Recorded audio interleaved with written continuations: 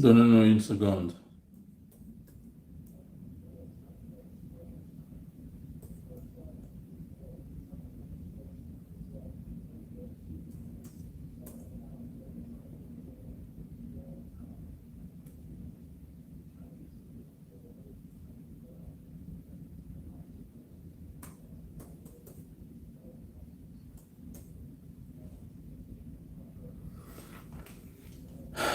Voilà.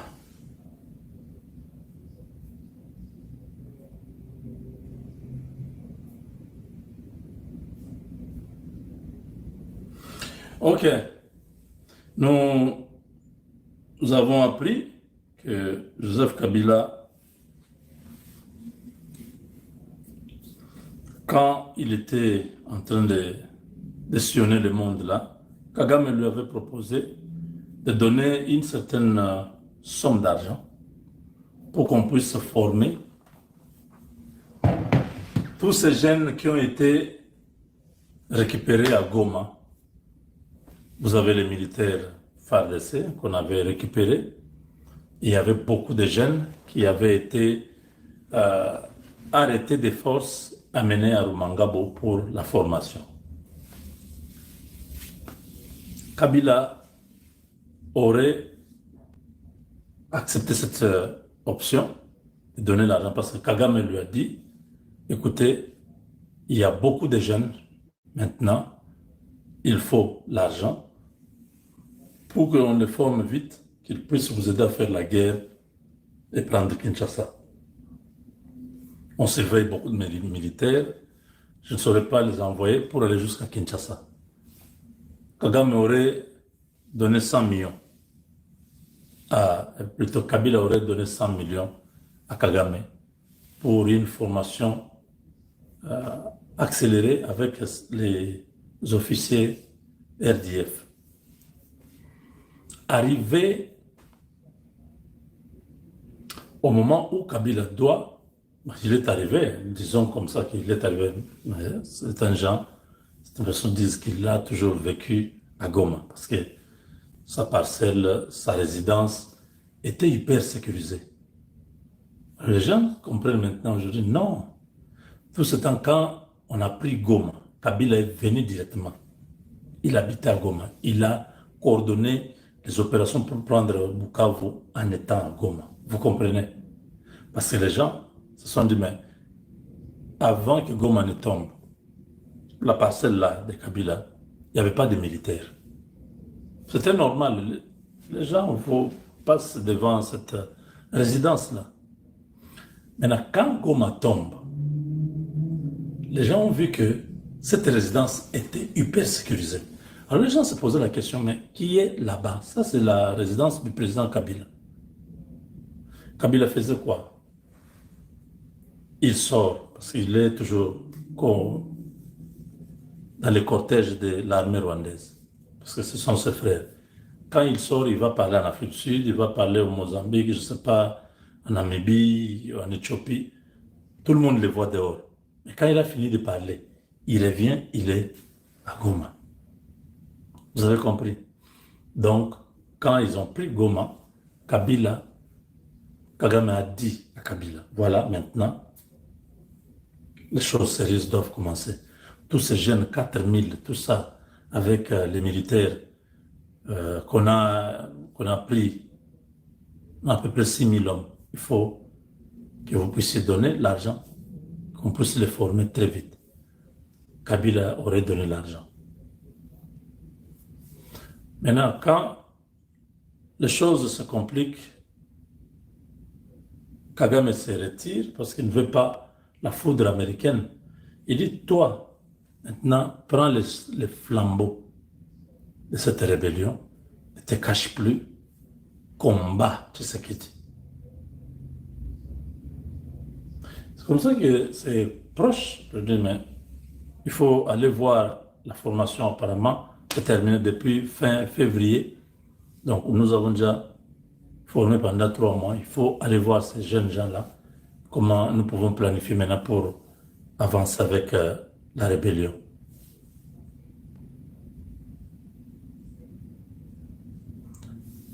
C'est à ce niveau-là que le premier couac est arrivé. C'était hier.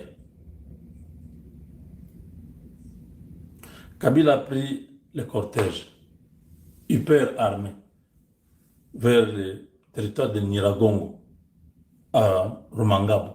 Il est arrivé là-bas pour voir maintenant tous les jeunes qui ont fini et qui sont prêts à la guerre. Kabila n'a pas trouvé ces jeunes-là. Kagame a roulé. Kagame a roulé Kabila comme ça en face. 100 millions, déjà Kagame avait ça.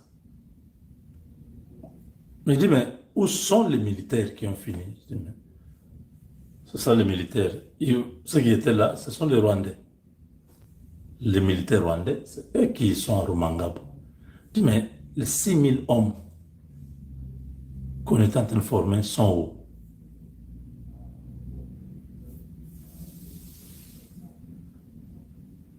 Beaucoup ont fui. Beaucoup ont été assassinés. Parce que ces gens-là n'avaient pas confiance aux Congolais. Ils ont dit, ces militaires, si on les forme, si on les laisse, nous serons en insécurité. Il faut les éliminer. Donc, tous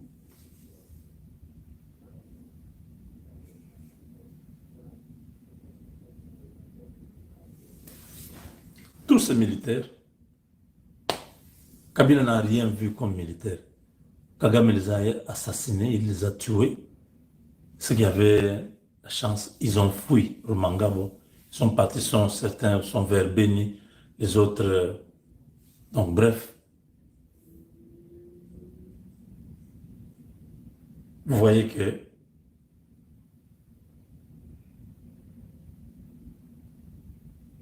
Kabila ne comprend plus rien.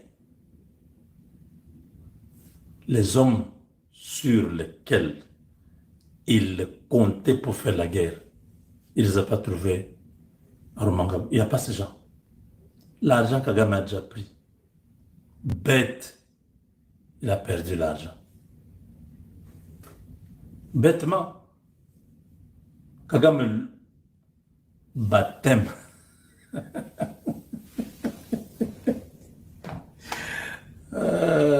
Non.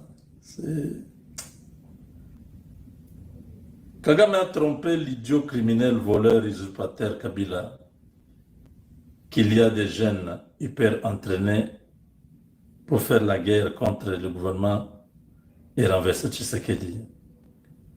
Kabila a accepté de bonne foi, il a versé beaucoup d'argent, d'équivalence des montants que je vous ai dit là. C'était pour la formation, la nourriture et tout ça. 100 millions. 3 mois de formation. Kagame a récupéré l'argent.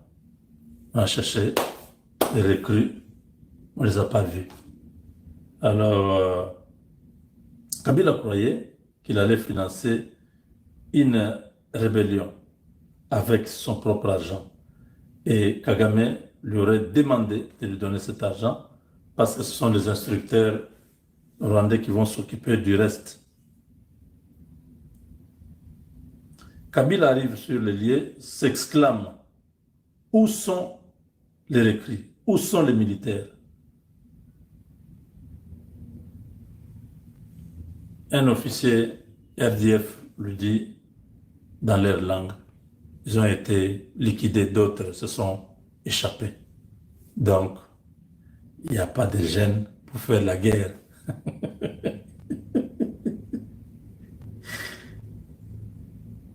Il n'y a pas de ces troupes qui sont formées. Ils ne sont pas là. Ils ont été soit assassinés, soit se sont évadés. Les troupes disponibles sont celles de Rwanda Defense Force de Kagame. Et voilà, désormais, Kagame est en possession de tout l'argent que le stupide Kabila a volé au Congo.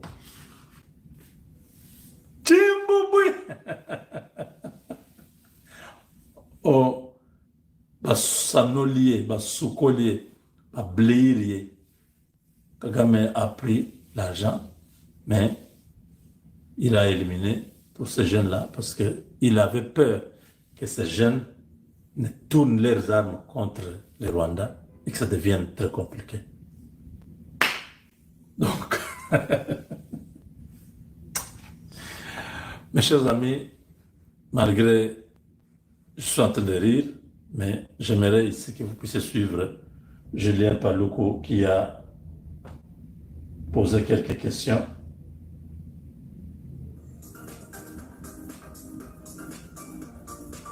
Ça m'a beaucoup intéressé.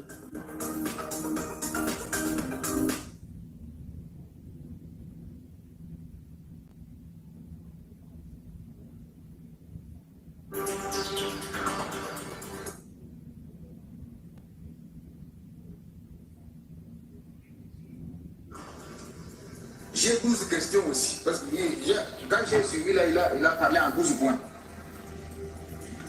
Laissez-moi voir si je peux trouver un exercice de parler aussi en 12 questions, chez les porte-parole.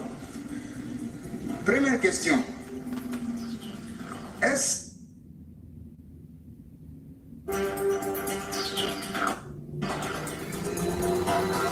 Voilà, suivez. Comme je continue à goûter qu'il soit là, j'ai 12 questions aussi. Parce que quand j'ai suivi, là, il a parlé en 12 points. Laissez-moi voir si je peux trouver un exercice de parler aussi en 12 questions, chez les porte-parole. Pour lui, Kabila n'est pas à Goma. Est-ce le fils de son père, le président Laurent Désiré Kabila, assassiné en 2001 par la mafia rwandaise, qui est entré à Goma, capitale du Nord Kivu, sous contrôle des mêmes Rwandais? Première question. Faites parvenir ces questions aux journalistes qui sont à Goma. Deuxième question. Est-ce le fils de Musée qui a relancé le dialogue de Sun City en 2002 et qui a ramené les rebelles près de lui en acceptant la formule 1+4? Amenez cette deuxième question à Goma. Troisième question. Est-ce le fils de Laurent Désiré Kabila qui a affronté et vaincu l'insurrection de Gilles Moutebousi et de Laurent Kunda en 2004 à Bukavu? Quatrième question. Est-ce le fils de Musée qui, à mon avènement à la tête de la province du Nord Kivu, comme premier gouverneur élu, a piloté les opérations contre Laurent Kunda? Cinquième question. Est-ce encore lui qui m'a demandé de résister, je l'ai dit, lorsque le 29 octobre 2008, le CNDP était à la porte de Goma? Sixième question. Est-ce le fils de Musée qui, en janvier 2009, a demandé l'arrestation de Laurent Kunda par l'armée rwandaise et accepté l'arrivée de cette même armée au Nord Kivu à travers l'opération Umoja Wetu, je l'ai dit, du 25 janvier au 25 février 2009, et consécutivement, est-ce le fils de Musée qui avait demandé au président de l'Assemblée nationale de l'époque de démissionner parce qu'il n'était pas informé de l'entrée des troupes rwandaises? Septième question. Est-ce le fils de Musée qui avait demandé à son ministre de signer les accords de paix le 23 mars 2009, lesquels accords sont à l'origine de la création du mouvement M23? Huitième question. Est-ce le fils de Musée qui a ordonné au général Etumba de concevoir l'opération Pomme Orange qui a mis fin au M23 le 5 novembre 2013, d'où mon arrivée le 6 novembre 2013? Neuvième question. Est-ce le fils de Musée qui a radié les officiers M23 de l'armée pour qu'ils se retrouvent aujourd'hui à leur côté pour sa sécurité? Dixième question que vous allez amener à Goma. أنا اسمي منى، أنا من خان يونس. عند المقابر ساكنين Un احنا، instant. يعني هم ميتين واحنا عايشين، احنا مش عايشين، احنا زيهم ميتين. C'est le fils de Mouzé qui, voulant rester au pouvoir, a inventé le terme glissement. Mais finalement, a accepté de céder le pouvoir en 2019, ouvrant ainsi le pays à ce qu'on a appelé la passation civilisée, la première alternance. Est-ce que vraiment c'est celui-là qui se retrouve à Goma? 11e et avant-dernier, parce que je vais parler en 12 points aussi, 12 questions. Est-ce le président honoraire qui a été salué à travers le monde pour son sens élevé des meilleurs élèves de la démocratie, malgré son jeune âge et son passé militaire, ce qui pouvait nourrir en lui l'ambition de se comporter comme ses voisins qui ont plus de 30 ans au pouvoir. Et 12, Denis Sassou Nguesso. c'est cet homme, jadis considéré comme grand esprit, qui se trouve réellement aux côtés de ces bourreaux d'hier. C'est les bourreaux de la population, qu'il a dirigé pendant 18 ans, avec plus de 5 millions de déplacés et de réfugiés victimes de la barbarie du M23. Est-ce encore lui qui a pleuré le colonel Mamadou? Est-ce encore lui qui a pleuré le général Baouma? Non. Est-ce encore lui qui se souvient qu'il y a eu 10 000 morts à Goma, qu'il y a eu 5 000 morts à Bukavu? Est-ce encore lui? Voilà les 12 questions que j'ai pu ramener à Goma pour voir s'il faut croire qu'il est à Goma. Mais s'il est à Goma, peut-être c'est une manifestation de ce que le président de la République, Félix Tshisekedi, avait dit qu'il y a une connivence avec les M23. Beaucoup de gens n'ont pas cru. Maintenant, s'il est à Goma, c'est qu'effectivement ça va donner cette connivence-là. Ce qui est contradictoire avec toute la lutte menée que je vais l'expliquer. Se retrouver dans les mains des officiers qu'il a radiés des forces armées. Parce qu'il y a une ordonnance, si vous vous rappelez, qui a été prise ici à Kinshasa pour radier tous les Makenga de l'armée par le fait d'avoir pris les armes contre la République. Et je vois cet homme-là qui a radié tous ces gens et se retrouver maintenant être encadré par eux. C'est quand même contradictoire. Voilà pourquoi j'ai dit, j'ai peine à croire qu'il soit là. Mais comme vous affirmez, mais pas sur les journalistes, peut-être que vous avez les informations, il est là. Et donc, s'il est alors là, ça veut dire qu'il va porter tous les déboires. Et ça, c'est grave. Les massacres de Kishiche, les massacres de Bunagana, les massacres de Tamugenga, De Bambo. les massacres de Kichanga, les massacres de Sake, les massacres de Nyabiondo, tout ça, toutes les tueries de Goma, avec le nombre de morts, 10 000 morts à Goma. Donc, vous avez compris que là, l'homme est exposé, l'homme s'est trahi. Il a agi tout ce temps pendant 3 ans que la rébellion l'a fait rage à l'Est. Pendant 3 ans, c'était lui, mais il était caché, il ne disait rien. Il n'y avait pas moyen de lier directement la rébellion à lui. Mais quand Tshisekedi a commencé à dire non, cette rébellion-là, tout ce que vous voyez à l'Est, là, c'est Kabila. Kagame, malmené par les Américains et les Occidentaux, s'est retiré pour lui laisser la place. En lui laissant la place, il l'a exposé. D'abord, Kagame lui a bouffé l'argent. Il n'y a pas de gens. Il ne peut pas faire la guerre, il n'a pas de gens.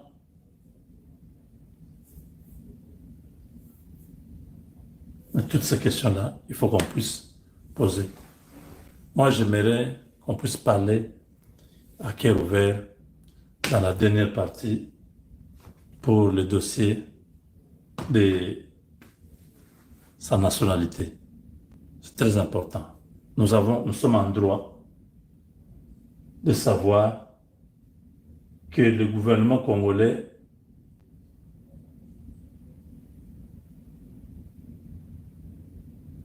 puisse une fois pour toutes, mettre fin sur ce débat. On se retrouve tout de suite. C'est pas parce que quelqu'un a dirigé le pays qui est automatiquement